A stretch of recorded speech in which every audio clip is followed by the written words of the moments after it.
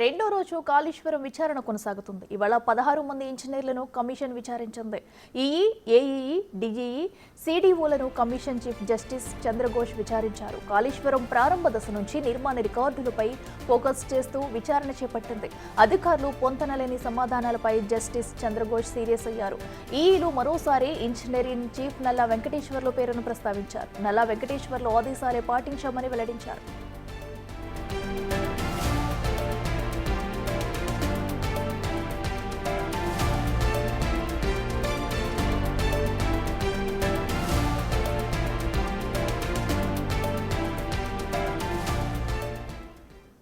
ఇదే అంశానికి సంబంధించి మరింత సమాచారం మా ప్రతినిధి వెంకట్ లైవ్ లో అందిస్తారు. వెంకట్, చెప్పండి, మరి కాళేశ్వరం విచారణలో మరోసారి నల్లా వెంకటేశ్వర్ల పేరైతే తెర మీదకు వచ్చింది. ఇప్పుడు తదుపరి విచారణ ఎలా ఉండబోతుంది? అప్డేట్స్ ఏంటి? అఖిల, ఇవాళ రెండో రోజు విచారణ ముగిసిందని చెప్పుకోవచ్చు. దాదాపు 16 మంది ఇంజనీర్లను కమిషన్ విచారించింది. దాదాపు కింది స్థాయి అంటే ఫీల్డ్ లెవెల్లో ఉన్నటువంటి ఇంజనీర్లు, ఈఈలు, డిఈలు, డిప్యూటీ ఇంజనీర్లు, ఇట్లా కింది స్థాయి ఫీల్డ్లో ఎవరైతే కాళేశ్వరం, మేడిగడ్డ, అన్నారం, సుందిల్లా ఈ 3 ప్రాజెక్టులు ఎవరైతే ఫీల్డ్ వర్క్ చేసిండ్రో వీళ్ళందరినీ కూడా 2 రోజుల పాటు విచారిస్తుంది. నిన్న 18 మందిని విచారించింది, ఇవాళ ఒక 16 మందిని విచారించింది. పూర్తి స్థాయిలో వీరి దగ్గర ఉన్నటువంటి సమాచారం అంతా కూడా కమిషన్ సేకరిస్తుంది. ముఖ్యంగా రికార్డ్స్ బుక్స్ సుందిల్లకు సంబంధించి ఇవాళ కేవలం సుందిల్లా బ్యారేజీకి సంబంధించిన అంశంలో వివిధ స్థాయిలో ఉన్నటువంటి ఇంజనీర్లను విచారించింది 16 మందిని. వీరందరితో కూడా కీలకంగా డేటా సేకరించింది. రికార్డ్స్ బుక్స్ సుందిల్లకు సంబంధించి ప్రాజెక్ట్ ఎప్పుడు మొదలైంది, దానికి సంబంధించిన వర్క్ ఏ విధంగా జరిగింది, దానికి సంబంధించిన ఎక్స్పెండిచర్ ఎంత ఉంది, ఇట్లా ప్రతి అంశంలో కూడా రికార్డ్స్ మీరు మెయింటైన్ చేశారా అనే దాని మీద ప్రధానంగా క్వశ్చన్ చేసినటువంటి నేపథ్యం ఉంది. ఈ రికార్డ్ బుక్స్ పై ఫోకస్ చేస్తూ ఇవాళ విచారణ చేపట్టింది. దాదాపు 16 మంది ఇంజనీర్లను విచారించినటువంటి నేపథ్యం ఉంది. ప్రధానంగా సుందిల్లకు సంబంధించి A2 బ్లాకు ఎప్పుడు నిర్మాణం చేసిండ్రు, A1 నుంచి మొదలు పెట్టారా లేదంటే A5 పైనుంచి కిందికి వచ్చారా, ఫస్ట్ నుంచి అటు వెళ్ళారా అనే దాని మీద కూడా విచారణ చేపట్టినటువంటి నేపథ్యం ఉంది. A2 బ్లాక్ సంబంధించి అందులో సుందిల్లకు సంబంధించి A2 బ్లాక్లో డిజైన్ లేదు, కానీ అఫిడవిట్లలో మీరు డిజైన్ ప్రకారమే నడుచుకున్నామని ఏ విధంగా అఫిడవిట్లు ఇస్తారని కూడా ఈఈల మీద సీరియస్గా అయినటువంటి నేపథ్యం ఉంది. నిన్న కూడా కొంతమంది అధికారుల మీద సీరియస్ అయింది. అధికారులు అడిగిన ప్రశ్నలు మాత్రమే సమాధానాలు చెప్పండి, కొంతలేని సమాధానం చెప్తే ఉపేక్షించేది లేదనేది కూడా ఒకసారి అధికారులకు గుర్తు చేస్తున్నటువంటి నేపథ్యం ఉంది. ఖచ్చితంగా A2 బ్లాకు, A1 బ్లాక్ సుందిల్లకు సంబంధించి ఈ రెండింటి మధ్యలో ఎప్పుడు మొదలుపెట్టారు, అసలు ఏం జరిగింది, ఎందుకు లీకేజీలు అవుతున్నాయి అనే దాని మీద ప్రధానంగా అడిగినటువంటి నేపథ్యం ఉంది. నల్ల వెంకటేశ్వర్లు ఇంజనీరింగ్ చీఫ్ పనిచేశారు. ఆయన నల్ల వెంకటేశ్వర్లు ఏ విధంగా ఆయన నిర్ణయాల మేరకే ఏ విధంగా నడుచుకోమన్నారో ఆ విధంగానే మేము నడుచుకున్నాం అనేది మరొకసారి ఈఈలందరూ కలిసి ఇంజనీరింగ్ చీఫ్ మీద మోపినటువంటి నేపథ్యం స్పష్టంగా ఉంది. ఇక దానికి సంబంధించి కమిషన్ కూడా అధికారుల మీద సీరియస్గా అయ్యి ఇట్లాంటి తప్పుడు సమాచారాలు చెప్పడం సరైంది కాదు, దైవ సాక్షిగా ప్రమాణం చేస్తున్నారు. కమిషన్ ముందుకు వచ్చి దైవసాక్షి ప్రమాణం చేసి ఇట్లాంటి తప్పుడు సమాచారం ఇచ్చి కమిషన్ తప్పుదోవ పట్టిస్తారా అనేది కూడా అధికారులకు గుర్తు చేసినటువంటి నేపథ్యం ఉంది. క్రిమినల్ కోర్టులో ఇట్లాంటి తప్పుడు సమాచారం ఇస్తే క్రిమినల్ కోర్టుకు వెళ్తే మాత్రం అడ్డంగా బుక్ అవుతారు మీరంతా అనేది కూడా వార్నింగ్ ఇచ్చినటువంటి నేపథ్యం ఉంది.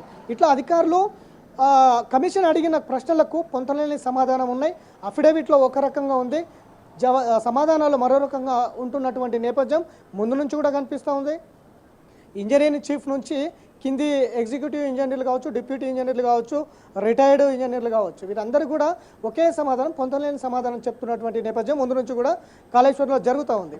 ఇప్పుడు కూడా వచ్చినటువంటి 16 మంది కూడా ఏదైతే 2016 నుంచి ఎవరైతే ఫీల్డ్ వర్క్ ఉన్నారో వాళ్ళందరూ కూడా పై అధికారులు ఏ విధంగా చెప్పారో ఆ విధంగానే మేము నడుచుకున్నాం అనేది స్పష్టత ఇస్తున్నటువంటి నేపథ్యం. మరికొంతమంది గుర్తు లేదు, తెలియదు, ఇట్లాంటి అంశాలు తెర మీదకి తెస్తున్నటువంటి నేపథ్యం ఉంది. కాబట్టి ఇట్లా ప్రతి అంశంలో కూడా అధికారులు ముందు నుంచి పై స్థాయి నుంచి కింది స్థాయి వరకు కూడా ఇదే ధోరణి కమిషన్ ముందు వ్యవహరిస్తున్నటువంటి నేపథ్యం ఉంది. కమిషన్ ఎన్నిసార్లు ముట్టికాయలు వేసినా కూడా అధికారుల తీరు మాత్రం పొంతలేని సమాధానాలు అనేది స్పష్టంగా అర్థమవుతున్నటువంటి నేపథ్యం ఉంది.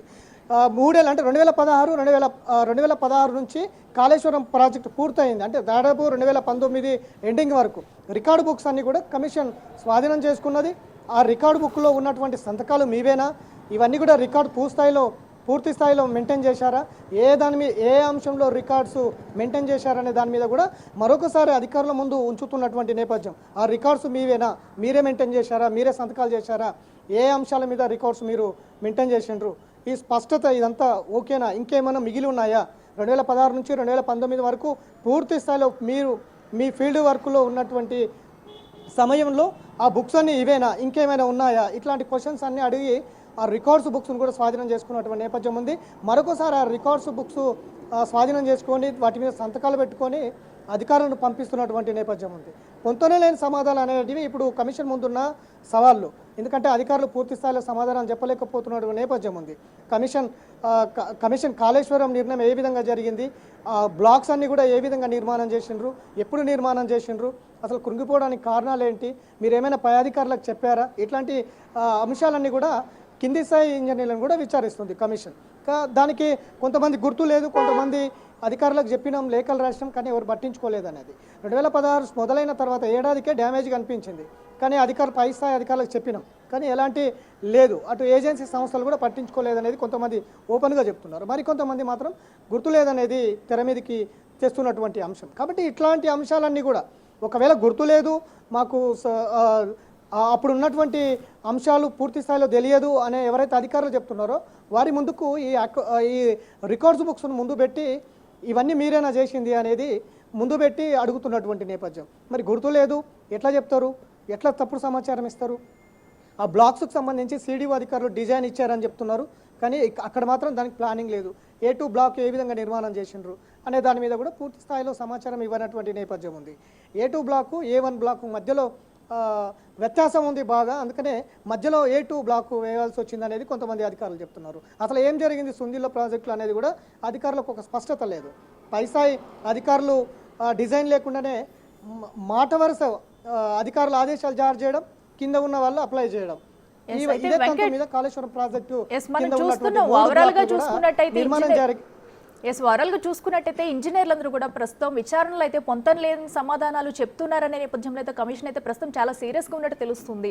సో అయితే ఇప్పుడు తదుపరి విచారణ ఎలా ఉండబోతుంది అయితే మరోసారి నల్లా వెంకటేశ్వర్లు పేరు వచ్చినందున అతన్ని మరోసారి పిలిపించి విచారణ చేస్తారా? ఒకవేళ క్రిమినల్ కోర్టుకు వెళ్తారా? వీళ్ళు ఎందుకంటే పొంతనలేని సమాధానాలు చెప్తున్నారు కాబట్టి క్రిమినల్ కోర్టుకు వెళ్తే ఎలాంటి చర్యలు ఉండబోతున్నాయి? దీనికి సంబంధించి అప్డేట్స్ ఏంటి?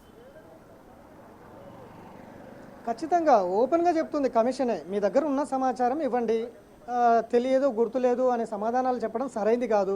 ఎందుకంటే మీరు ఒక పబ్లిక్ సంబంధించిన అంశం కాబట్టి కాళేశ్వరము గవర్నమెంట్ ఉద్యోగి, ప్రజలకు సమాధానం చెప్పాల్సిన ఇవన్నీ గుర్తు చేస్తున్నారు అధికారులకు. మీ దగ్గర ఉన్న సమాచారం ఇవ్వండి, కమిషన్ తప్పుదోవ పట్టించకండి అనేది ముందు నుంచి కూడా చెప్తున్నారు. ఒకవేళ తప్పుదోవ పట్టించినట్లయితే క్రిమినల్ కోర్టుకు వెళ్తే కూడా ఏ విధంగా ఉంటుంది అనేది కూడా అధికారులకు గుర్తు చేసి మరీ చెప్తున్నారు. అయినప్పటికీ అధికారులు సమాధానం చెప్పలేనటువంటి సిచ్యువేషన్ ఉంది. అంటే దీని వెనక మొత్తం ఎవరిదైనా ఒత్తిడి ఉందా, లేదంటే భయపడుతున్నారా, లేదంటే ఎవరైనా ప్రమేయం ఉందా, ఈ విధంగానే చెప్పండి, ఈ విధంగానే కమిషన్ ముందు హాజరుగాండి అనేది ఏదైనా ప్లాన్ ప్రకారం నడుస్తుందా అనేది కూడా మరోవైపు చర్చ జరుగుతున్నటువంటి నేపథ్యం ఉంది. ఖచ్చితంగా ఏదైతే అఫిడవిట్ ఆధారంగా సమాధానం చెప్పకపోతే ఖచ్చితంగా కోర్టుకు వెళ్తే క్రిమినల్ లా ప్రకారం ముందుకు వెళ్తే మాత్రం ఈ విధంగా ఉంటుంది, 7 ఏళ్ల జైలు శిక్ష లేకపోతే ఇంకొకటి అనేది గుర్తు చేసినప్పటికీ కూడా అధికారులు పూర్తి స్థాయిలో సహకరించినటువంటి నేపథ్యం అయితే ముందు నుంచి కనిపిస్తూ ఉంది. ఇదంతా కూడా ఆ డేటా ఇప్పటికే సేకరించి ఉంది కాబట్టి అధికారుల నుంచి కూడా తీసుకుంటున్నటువంటి డేటా ఉంది కాబట్టి రెండింటికి వేరియేషన్ చూసి ఫైనల్ నివేదిక తయారు చేసే పనిలో అయితే కమిషన్ ఉంది. ఇక దీని తర్వాత అధికారులు కింది స్థాయి అధికారులు అయిన తర్వాత ఎన్జిఓస్ కూడా పిలిచి వారి అభిప్రాయాలు సేకరిస్తామనేది కమిషన్ చెప్తుంది. వారి దగ్గర ఉన్న డేటా ఏముంది, కాళేశ్వరం కింద ఉన్న 3 బ్యారేజీలకు సంబంధించిన ఎలాంటి సమాచారం ఉంది అనేది వాళ్ళ నుంచి సేకరించే అవకాశం కనిపిస్తూ ఉంది. ఎన్జిఓస్ తర్వాత బ్యూరోక్రాట్స్కు వెళ్ళే అవకాశం ఉంది. అంటే ఈ సీజన్లో పెట్టుకుంటారా, లేదంటే నెక్స్ట్ సీజన్ ఏమైనా పెట్టుకుంటారా? బ్యూరోక్రాట్స్ వరకు ఎవరైతే ఇరిగేషన్ కావచ్చు, ఇటు ఫైనాన్స్ డిపార్ట్మెంట్కి సంబంధించిన అంశంలో ఈ బ్యూరోక్రాట్కి సంబంధించి నెక్స్ట్ సీజన్ ఏమైనా పెట్టుకుంటారా, ఇప్పుడే విచారిస్తారా అనేది కూడా కొంత స్పష్టత రావాల్సి ఉంది. ఇట్లా స్టెప్ బై స్టెప్ ముందుకు వెళ్తుంది. ఫైనల్ నెక్స్ట్ మంత్ 31 వరకు కమిషన్ చివరి తేదీ ఉంది కాబట్టి నెక్స్ట్ మంత్ ఏమైనా పొలిటికల్ యాంగిల్లో ఆలోచిస్తుందా? బ్యూరోక్రాట్స్ ఇచ్చినటువంటి సమాచారం మేరకు, వారి నుంచి సేకరించిన డేటా మేరకు పొలిటికల్ యాంగిల్లో ఏమన్నా యాంగిల్ టర్న్ తీసుకుంటుందా అనేది కూడా చూడాలి. ఎందుకంటే ఇప్పటివరకు అధికారులందరూ కూడా కాళేశ్వరం పైన ఉన్నటువంటి 3 బ్యారేజీలకు సంబంధించిన ప్రతిదీ కూడా ఇప్పటికే విచారించడం చేసింది. దాని కింద ఉన్నటువంటి 3 పంప్ హౌజులు ఉన్నటువంటి పంప్ హౌజులకు సంబంధించిన ఇంజనీర్లను కూడా విచారించి ఉంది. ఇట్లా ప్రతి అంశంలో కూడా ఇంజనీరింగ్ చీఫ్ నుంచి ఈఈ వరకు పూర్తి స్థాయిలో విచారణ చేపడుతున్నటువంటి నేపథ్యం ఉంది. ఇక మిగిలింది ఏదైతే ఎన్జిఓస్ అనుకున్నారో, ఎన్జిఓస్ తర్వాత కొంతమంది ఉన్నారు, ఎన్జిఓస్ వారి నుంచి సేకరణ తీసుకున్న తర్వాత మిగిలింది బ్యూరోక్రాట్స్ ఉన్నారు. ఆ తర్వాత పొలిటికల్ యాంగిల్లో టర్న్ తీసుకుంటారు. ఇప్పటికే గత బీఆర్ఎస్ ప్రభుత్వంలో కాళేశ్వరం పైన తీసుకున్నటువంటి క్యాబినెట్ నిర్ణయాలు ఏవైతే ఉన్నాయో అవి పూర్తి స్థాయిలో మాకు ఇవ్వాలని అడుగుతుంది కమిషన్. ఎలాంటి నిర్ణయాలు తీసుకున్నారు? ఎందుకు తుమ్మిడిహెట్టి దగ్గర కట్టాల్సిన ప్రాజెక్టు మేడిగడ్డకి ఎందుకు తరలించారు? ఎందుకు ప్లానింగ్ మార్చారు? ఎందుకు డిజైన్ మార్చవలసి వచ్చింది? ఎందుకు లొకేషన్ మార్చవలసి వచ్చింది? ఇవన్నీ కూడా గత బీఆర్ఎస్ ప్రభుత్వంలో జరిగిన కేబినెట్ నిర్ణయాలు ఏవైతే ఉన్నాయో అవన్నీ కూడా కమిషన్కి అందించాలనేది కమిషన్ స్పష్టంగా చెప్తా ఉంది. కాబట్టి ఇట్లా స్టెప్ బై స్టెప్ మొత్తం కూడా ముందుకు వెళ్తున్నటువంటి నేపథ్యం స్పష్టంగా కనిపిస్తూ ఉంది. అధికారులపైన ఒకవైపు సీరియస్ అవుతూనే పూర్తి స్థాయిలో డేటా సమాచారం సేకరించేందుకు కమిషన్ ఇప్పటికే సిద్ధమైందని చెప్పుకోవచ్చు. కాబట్టి ఇంకా బ్యూరోక్రాట్స్ నెక్స్ట్ పొలిటికల్ యాంగిల్ ఈ 2 మిగిలి ఉన్నాయి. ఇప్పటికే ఆర్థిక శాఖకు సంబంధించిన అంశాలు కూడా పరిగణలోకి తీసుకున్నది. కాళేశ్వరం కార్పొరేషన్ కింద దాదాపు 1,00,000 కోట్ల రూపాయలు తెచ్చినారు. కాబట్టి అవన్నీ ఎక్కడెక్కడ పెట్టారు, ఎక్కడెక్కడ డబ్బులు ఖర్చు చేశారు, ఎంత మొత్తంలో తీసుకొచ్చారనే దాని మీద ఒక స్పష్టత ఇప్పటికే కమిషన్కి వచ్చింది. ఇంకా కొంత మిగిలి ఉంది, దాని మీద కూడా ఒక స్పష్టత వచ్చే అవకాశం కనిపిస్తూ ఉంది. ఇక చివరి దశ బ్యూరోక్రాట్స్, గతంలో చీఫ్ సెక్రటరీ చేసినటువంటి బ్యూరోక్రాట్స్ ఉన్నారు. ఆ తర్వాత పొలిటికల్ యాంగిల్గా టర్న్ తీసుకునే అవకాశం అయితే స్పష్టంగా కనిపిస్తుందని చెప్పుకోవచ్చు. Akhila. Right Venkat, thank you.